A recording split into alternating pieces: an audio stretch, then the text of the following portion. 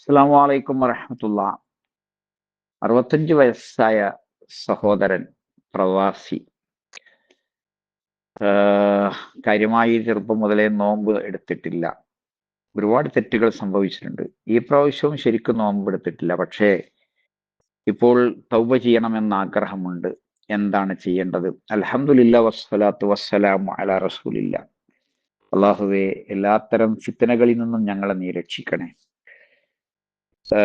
മുസ്ലിം ലോകത്ത് വിദ്യാഭ്യാസം ചെറുപ്പത്തിൽ തന്നെ ഉണ്ട്. നിസ്കരിക്കുന്നത്, സക്കാത്ത് കൊടുക്കുന്നത്, നോമ്പ് നോൽക്കുന്നത് മക്കൾ കാണുന്നുണ്ട്, പേരമക്കളും കാണുന്നുണ്ട്. മദ്രസയുണ്ട്, വീട്ടിൽ വെച്ച് സ്ത്രീകൾ നിസ്കരിക്കുന്നു, ചില സ്ത്രീകളൊക്കെ മസ്ജിദിൽ പോകുന്നുണ്ട്, പുരുഷന്മാരൊക്കെ മസ്ജിദിൽ പോകുന്നുണ്ട്. എന്നിട്ടും ഈ നിസ്കാരവും നോമ്പും ഒന്നും ക്ലിയർ ആകാതിരിക്കുക എന്നത് മഹാസങ്കടകരമാണ്. അള്ളാഹു കണ്ണും കാതും ബുദ്ധിയും നൽകി, വായിക്കാനും പഠിക്കാനുമുള്ള അവസരങ്ങളൊക്കെ നൽകി. എന്നാലും ഇങ്ങനെയൊക്കെ സംഭവിച്ചു പോയി. അള്ളാഹുവെ മാപ്പാക്കണേ. എന്താണ് ഈ സഹോദരൻ സഹോദരി ചെയ്യേണ്ടത് എന്നത് വ്യക്തമാണ്.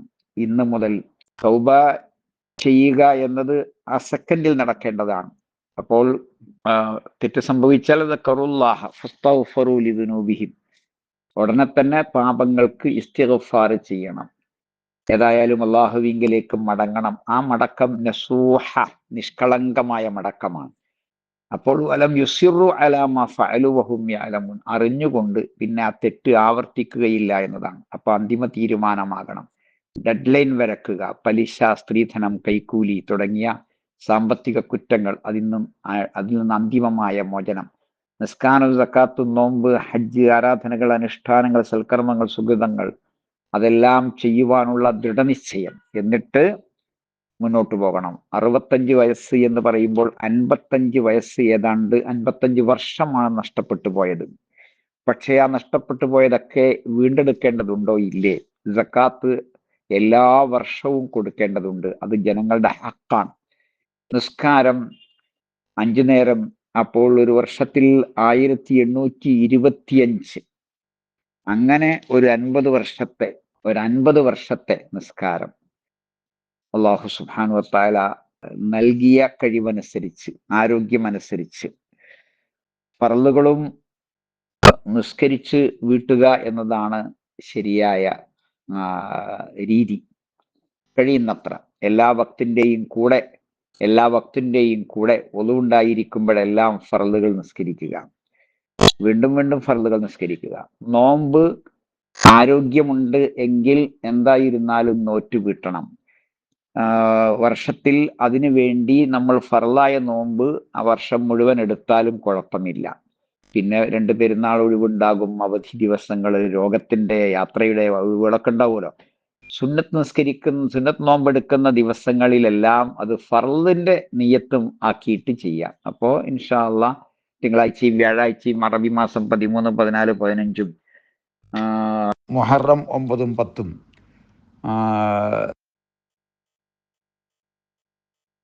മുതൽ 7 വരെയുള്ള നോമ്പും ദുൽഹിജ്ജ 1 മുതൽ 9 വരെയുള്ള നോമ്പും ഒക്കെ സുന്നത്തുണ്ടല്ലോ.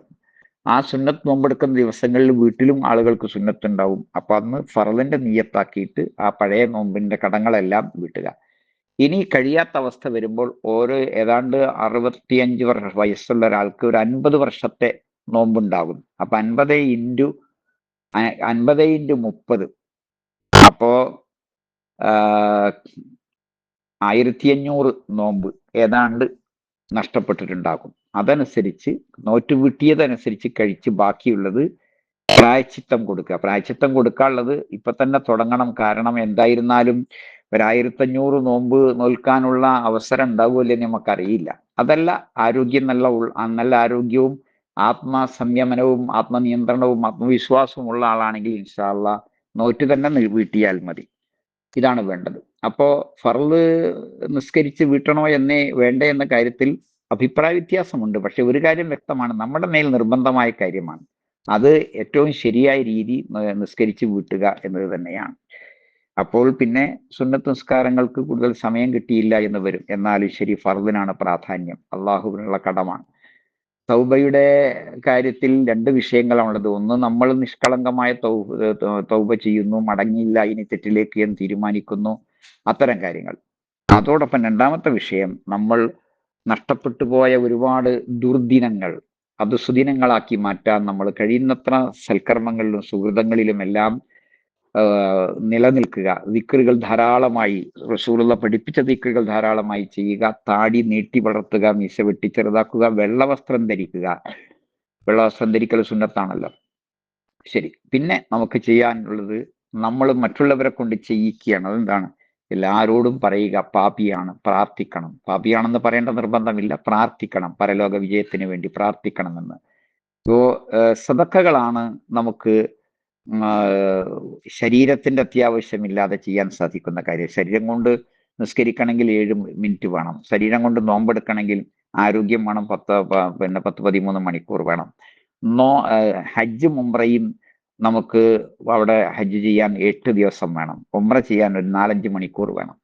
പിന്നെ നമുക്ക് അതിനുള്ള പണം ഉണ്ടായാൽ മതി. പിന്നെ നമുക്ക് പണം ഉണ്ടെങ്കിൽ സദക്കകൾ ചെയ്തുകൊണ്ടേയിരിക്കുക. സദക്ക ചെയ്യുമ്പോൾ ആലോചിക്കുക, പാവപ്പെട്ട ആളുകൾക്കുള്ളതാണ് സദക്ക.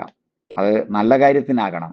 വിവാഹത്തിന് പണം ആവശ്യമില്ല. പ്രത്യേകിച്ച് പെൺകുട്ടികൾക്ക്. അപ്പോൾ ആവശ്യത്തിന് വേണ്ടി ദാനധർമ്മങ്ങൾ ചെയ്യാം. പിന്നെ സദക്ക ജാരിയ, നമ്മളെ മരണശേഷവും നമ്മുടെ ഖബറിലേക്ക് വെളിച്ചം വീശുന്ന ദാനധർമ്മങ്ങൾ നിർവഹിക്കുക. അതിൽ മസ്ജിദുകള്, മദ്രസകള്, ഓർഫനേജുകള്, അങ്ങനെയുള്ള കാര്യങ്ങളൊക്കെ. അപ്പോൾ മരം വെച്ച് പിടിപ്പിക്കല്, അതുപോലെ മുസ്ഹഫ്, മസ്ജിദ്, അങ്ങനെ ഒരുപാട് കാര്യങ്ങൾ. അത്തരം കാര്യങ്ങളിലൊക്കെ പണം ഉണ്ടെങ്കിൽ നമ്മൾ ചെയ്യാം. പണമില്ലെങ്കിലോ നമ്മൾ സുബ്ഹാനല്ലാഹ് സദക്കയാണ്, അൽഹംദുലില്ലാഹ് സദക്കയാണ്, അല്ലാഹു അക്ബർ സദക്കയാണ്, ആളുകളെ പരമാവധി സഹായിക്കൽ സദക്കയാണ്. മൊബൈൽ കയ്യിലുണ്ടോ? ഉണ്ട്. തൗഹീദിന്റെ നല്ല നല്ല പ്രസംഗങ്ങൾ, സുന്നത്തിന്റെ നല്ല നല്ല പ്രസംഗങ്ങൾ, അങ്ങനെ എല്ലാവർക്കും ഫോർവേഡ് ചെയ്തുകൊണ്ടേയിരിക്കാം. അങ്ങനെ എല്ലാ കുറവുകളും നികത്താൻ നമ്മൾ മനസ്സുകൊണ്ട് നീയത്തെടുത്താൽ, ഇന്ന് തന്നെ ഈ സംസാരം കേട്ട ഉടനെ തന്നെ ഈ ആൾ മരിച്ചു പോയാലും നീയത്തുണ്ടെങ്കിൽ എല്ലാ പാപങ്ങളും പൊറുത്തിരിക്കുമെന്നാണ് അള്ളാഹുവിന്റെ വകയായുള്ള സന്തോഷ വാർത്ത. അതുകൊണ്ട് ഏതായിരുന്നാലും ഇതൊരു പാഠമാണ്. നമ്മൾ സുഹൃത്തുക്കളോടൊക്കെ പറയണം, ജനങ്ങളെ ഇങ്ങനെയൊന്നും സംഭവിക്കരുത്. നിസ്കാരവും സക്കാത്തും നോമ്പും ഹജ്ജും ഒക്കെ നിർബന്ധമായ കാര്യങ്ങളാണ്. പാപങ്ങളിലേക്ക് പോകാതെ നന്മകളിൽ അധിഷ്ഠിതമായ ജീവിതം നയിക്കാൻ നിർബന്ധമാണ്. റബ്ബ് കണ്ടുകൊണ്ടിരിക്കുന്നുണ്ട്, അവൻ കേട്ടുകൊണ്ടിരിക്കുന്നുണ്ട്. പരലോകമുണ്ട്, അവിടെ വിചാരണയുണ്ട്, വിധിയുണ്ട്, സ്വർഗമുണ്ട്, നരകമുണ്ട്. അതിനാൽ ഒരു കാരണവശാലും നമുക്ക് അങ്ങോട്ടൊന്നും പോകാൻ കഴിയില്ല, പാടില്ല, സാധിക്കയില്ല, സഹിക്കാനാവുകയില്ല. അതിനാൽ റബ്ബിനെ ഭയന്നുകൊണ്ട് തിന്മകളിൽ നിന്ന് വിട്ടുനിന്ന് നന്മകളിൽ മത്സരിച്ചെത്തുക. മുന്നിൽ ഒന്നാമത്തെ സഫിൽ എന്നും എത്തുക. തഹജ്ജുദ് നിസ്കരിക്കുക. സുബഹിന്റെ മുമ്പുള്ള 2 റക്അത്തും ളുഹറിന് മുമ്പുള്ള 4-ഉം ശേഷമുള്ള 4-ഉം അസറിന് മുമ്പുള്ള 4-ഉം മഗ്‌രിബിന് മുമ്പും ശേഷവുമുള്ള ഈ 2-ഉം ഇശാക്ക് മുമ്പും ശേഷവുമുള്ള ഈ 2 റക്അത്തുകൾ നിസ്കരിക്കുക. തഹിയ്യത്ത്, അതുപോലെ ദുഹാ നിസ്കാരം, ഉളുവിന്റെ നിസ്കാരം, അതൊക്കെ സാധാരണക്കാരായ ആൾക്കാരും എല്ലാവരും നിസ്കരിക്കുക. ഫർള് നോറ്റ് കൂടുതൽ നിർവഹിച്ച് വിട്ടാൻ ബാക്കിയുള്ള ആൾക്കാർ ഈ സുന്നത്ത് നിസ്കാരം പരിപൂർണമായി നിർവഹിക്കാൻ കഴിഞ്ഞില്ല എന്ന് വരും. ഉള്ളതനുസരിച്ച് ചെയ്യുക.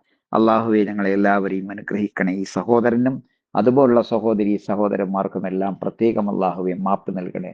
റമദാനിൽ ഈ അമലുകളും ഇബാദത്തുകളും ഒക്കെ കൂടുതൽ ചെയ്യാനുള്ള സന്ദർഭവും സൗകര്യവും സന്മനസ്സും അതിന്റെ സാഹചര്യവും ചുറ്റുപാടുമുണ്ട്. അള്ളാഹുവെ അനുഗ്രഹിക്കണേ. റബ്ബന ആതിന ഫിദ്ദുനിയ ഹസന വഫിൽ ആഖിറതി ഹസനതൻ വഖിന അദാബന്നാർ വൽഹംദുലില്ലാഹി റബ്ബിൽ ആലമീൻ വസല്ലല്ലാഹു അലാ ഖാതമിൽ അംബിയാ വൽ മുർസലീൻ സുബ്ഹാനകല്ലാഹുമ്മ ബിഹംദിക അഷ്ഹദു അൻ ലാ ഇലാഹ ഇല്ലാ അൻത അസ്തഗ്ഫിറുക വഅതൂബു ഇലൈക്.